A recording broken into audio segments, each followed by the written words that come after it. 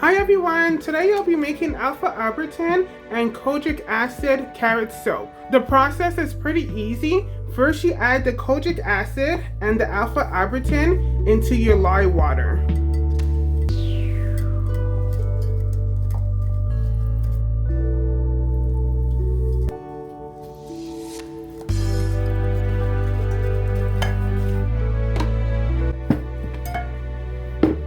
Now we're going to take our oils, put it in a bigger bucket.